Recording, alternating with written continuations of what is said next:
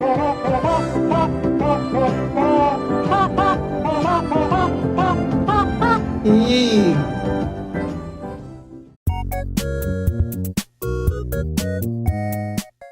Hello, we're Bona, Eric and William. and this is Draw the Russian Revolution.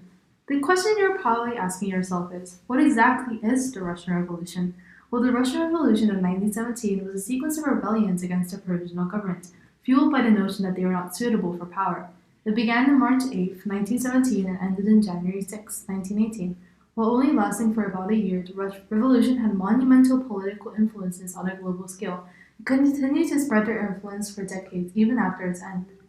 Before we cover our essential ideas, here are a few definitions to help you follow along.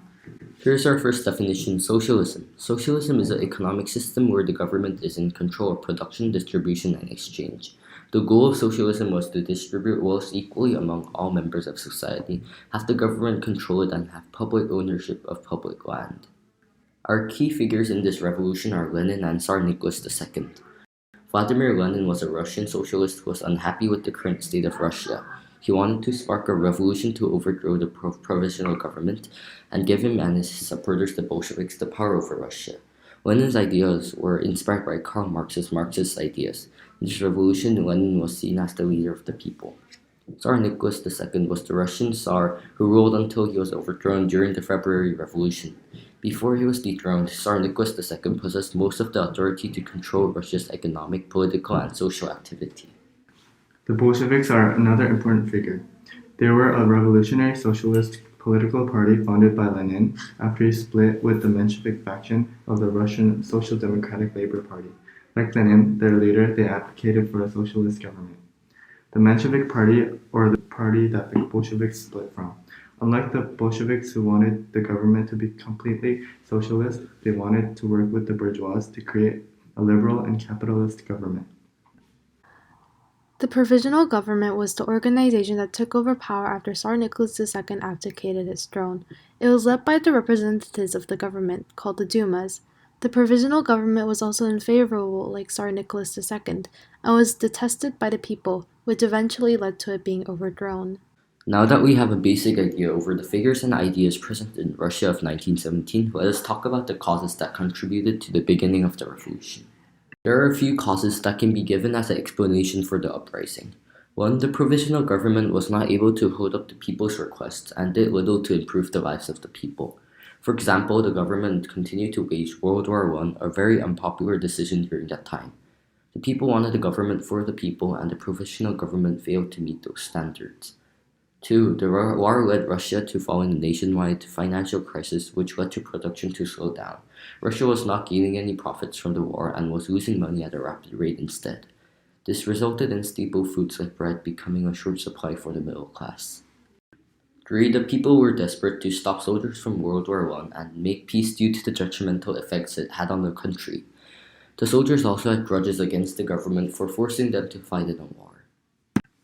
The parties who led the revolts were the commoners and the Bolsheviks led by Lenin.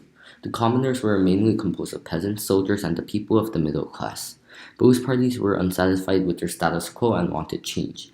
The commoners wanted new reforms that benefited them as well at the end of the war. The Bolsheviks wanted to create a world where the proletariat, the working class in simpler words, would take power over the country.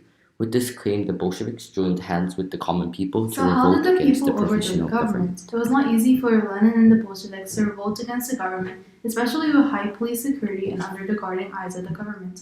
In fact, Lenin, the leader of the Bolsheviks, was arrested and jailed multiple times, and at one point he was even exiled to Siberia. In order for the Bolsheviks to overthrow the government, they first had to gather a party of civilians who would join in their cause. Bigger numbers would grant their party more power and take the power away from the provisional government. One way Lenin recruited others was by giving speeches in St. Petersburg. In his speeches, he talked about the detrimental effects of the war and used it to power the revolutionary spirit inside the people. He promised that by overthrowing the government, they could put an end to the unfavorable war the people so hated. Another way was through his revolutionary socialist newspaper. This newspaper was manufactured overabroad in foreign countries and shipped to Russia. It was then distributed by underground groups in the country and given to the common people. The newspaper he created helped spread socialist ideas in secret and helped gather new members. It was on the night of October 25th that marked the end and overthrowing of the provisional government, the storming of the Winter Palace. The Bolsheviks launched a non-violent coup d'etat on the Winter Palace, where they broke inside and captured the Dumas, the representatives of the government. After doing so, the Bolsheviks announced themselves that the new government with Lenin on top as their leader. Lenin's government in some aspects was a huge improvement from the previous provisional gov. He took power from the wealthy and gave it to the poorer members of society, reducing the inequality that had previously been present in the provisional gov. He also created the All-Russian Constituent Assembly in January 1918, which were councils democratically elected by the people to help run the country. They were similar to the Duma, but instead of being composed by landowners, intellectuals, and the bourgeois, they were led by soldiers, peasants, and workers. Lenin gave the people more authority to help shape their own government, power that had been limited before. Despite Lenin calling Russia the freest country in the world, some of his reforms went against this statement entirely. For example, one of his first decisions after taking power was to limit free speech. He censored and banned works that were against the Bolsheviks as a way to keep hold of power. In addition, in the late 1917, he introduced the Cheka, the Soviet secret police, who would be tasked to eliminate counter-revolutionaries. These people would go on to kill around 10,000 Russians, spreading fear amongst the Russian population. We could even call it similar to the Great Terror during the French Revolution. While the provisional government had its flaws, they did not implement censorship or have a police created to control the rebellious. The similarities and differences between Lenin's government and the provisional one make Lenin's government both improved and degraded. Just as how Lenin's new government had its flaws, there were a number of consequences followed, both immediate and long-term as a result of the revolution. One example of an immediate consequence was that it led to a start of a civil war. After the Bolsheviks took over power, there were some who deeply resented the new authorities. This animosity eventually led a war to spark in Russia, one between the Red Army, the authorities, and the White Army, the rebels. The Red Army won, establishing the Soviet Union soon after. On the other hand, an example of a long-term consequence is the unity of Russia as a whole. After the Civil War was brought to an end with the victory of the Red Army, the Bolsheviks continued to gain power. In ways, the war between the Bolsheviks and the anti-Bolsheviks helped Russia bond as a whole, allowing Lenin to possess even greater power than before. This bond was what enabled him to rule the Soviet Union until his very demise. Finally, another large, long-term consequence was the spread of communism.